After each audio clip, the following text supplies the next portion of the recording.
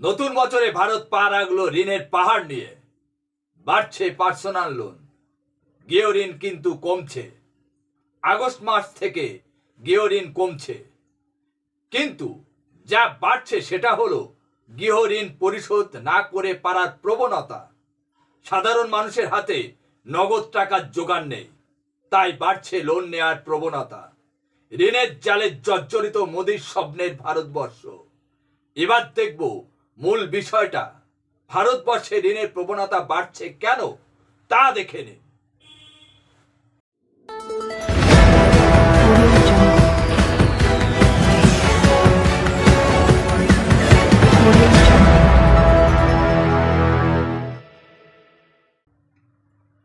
সবাইকে শুভেচ্ছা ও ভালোবাসা জানিয়ে আমি আফতাব হালদার আজ শুরু করছি দেশের খবর। সামগ্রিকভাবে 2024 সালে ঋণের পরিমাণ যেমন বেড়েছে তেমনই বেড়েছে ঋণ পরিশোধ করতে না পারার প্রবণতা। 2024 সালে বছরের শেষে এসে রিজার্ভ ব্যাংক স্বীকার করেছে যে ভারতের পরিবারগুলোর মধ্যে ঋণ নেয়ার প্রবণতা বেড়েছে। এখানে শুধু দেশের মানুষের কথা বলছি না, সাথে সাথে ভারত সরকারও ঋণের দায় জর্জরিত। 2024 সালে শেষে এসে জানা গেছে ভারতে বৈদেশিক ঋণের পরিমাণ সর্বকালের রেকর্ড ভেঙেছে। ভারত সরকারের 2024 সালে ঋণের রেকর্ড অন্যান্য বছরের তুলনায় টাকার মূল্য ডলারের বিনিময়ে হয়েছে সর্বনিম্ন। রিজার্ভ ব্যাংকের রিপোর্টের সবচেয়ে উদ্বেগজনক বার্তা হলো সাধারণ মানুষ যে লোন নিচ্ছে সেটি পরিশোধ করতে পারছেন না। এই প্রবণতা মার্চ মাসের তুলনায় সেপ্টেম্বরে ডবল হয়েছে। আগস্ট মাসে রিজার্ভ ব্যাংক প্রত্যেকটি ব্যাংককে সতর্ক করে দিয়ে বলেছিল যে ঋণ দেওয়ার ক্ষেত্রে সংযত ও সতর্ক থাকতে হবে, কারণ গোটা দেশে রাষ্ট্রায়ত্ত ব্যাংক ও বেসরকারি ব্যাংকের ঋণ খেলাপির হার বেড়েছে।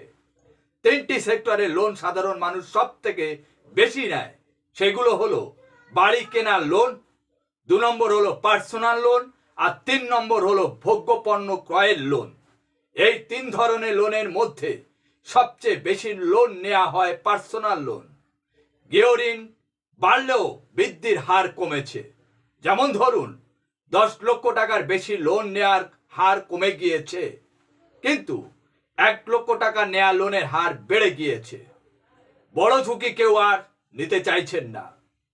যারা লোন নিয়েছে তাদের মধ্যে বেশিরভাগ অংশে বেহাল অবস্থা, কারণ তারা লোন পরিশোধ করতে পারছেন না। কেন্দ্রের অর্থমন্ত্রকের সঙ্গে শিল্প মহল এক পাক বাজেট বৈঠকে বসেছিলেন। সেখানে শিল্প মহল থেকে কড়া বার্তা দেওয়া হয়েছে কেন্দ্র সরকারকে।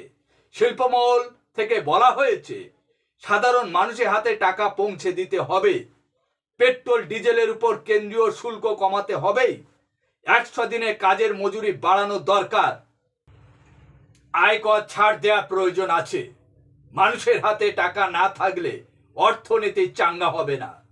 দেখা গেছে 2024 সালে পারিবারিক লোন নেয়ার পরিমাণ মোট ডিজিপির 32%। বহু বছর পর দেশে বাড়ছে মর্টগেজ লোন।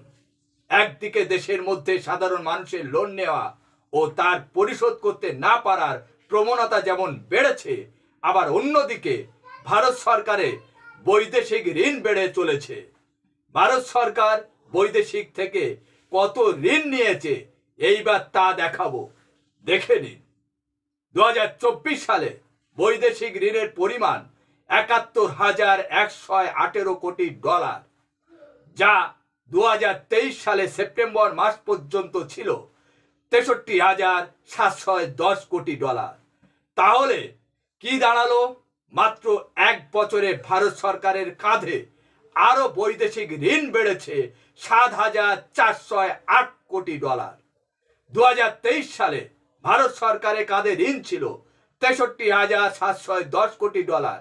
সেটা 2024 সালে এসে দেখা গেছে বেড়ে 71,118 কোটি ডলারে। আরো একটা চমক দিই, 2024 সালে জুন মাসের তুলনায় সেপ্টেম্বর মাসে ঋণ বেড়েছে 2,900 কোটি ডলার, অর্থাৎ তৃতীয়বার মোদী সরকারের ক্ষমতাসীন হওয়ার পর দেশের বৈদেশিক ঋণ শিখরে উঠেছে। সাধারণ মানুষ বেঁচে থাকার জন্য ঋণ নিচ্ছে, আর ভারত সরকার অর্থনীতি রক্ষার জন্য ঋণ নিচ্ছে। তাহলে বছরের শেষে কি দেখা গেল? ঘরের ভেতরে ঋণ আর ঘরের বাইরে ঋণ। এখন প্রশ্ন হচ্ছে, শিল্পমহল ঠিকই বলেছেন, সাধারণ মানুষের কাছে টাকা পৌঁছে দিতে হবে। সাধারণ মানুষের হাতে সেরকম পর্যাপ্ত টাকা নেই। বড় ধরনের কিছু কিনতে হলে লোনের দ্বারস্থ হচ্ছে। ছোট ছোট ব্যবসাদাররা একটু বেশি পুঁজিতে মাল তুলতে গেলে লোনের দ্বারস্থ হচ্ছে। ওই ব্যবসাদাররা নিজেরাই জানে না কতটা বিক্রি করতে পারবে বা কতটা লাভ করতে পারবে শেষে। একদিকে প্রতিদিন সংসার চালাতে গিয়ে সাধারণ মানুষ যেমন নাভিশ্বাস হয়ে উঠছে, তারপর যারা লোন নিয়েছে তাদের অবস্থা কোথায় গিয়ে দাঁড়িয়েছে কারোর বুঝতে আর অসুবিধা হয় না। একটা কথা বলে আজ প্রতিবেদন এখানে শেষ করব। কেন্দ্র সরকারের উচিত এই মুহূর্তে পেট্রোল ও ডিজেলের দাম কমিয়ে দেয়া। যদি তেলের দাম না কমে তাহলে নিত্য প্রয়োজনীয় জিনিসের দাম কমার সম্ভাবনা নয়। আজ এখানে শেষ করছি। সবাই ভালো থাকবেন, সুস্থ থাকবেন। Tata, bye bye.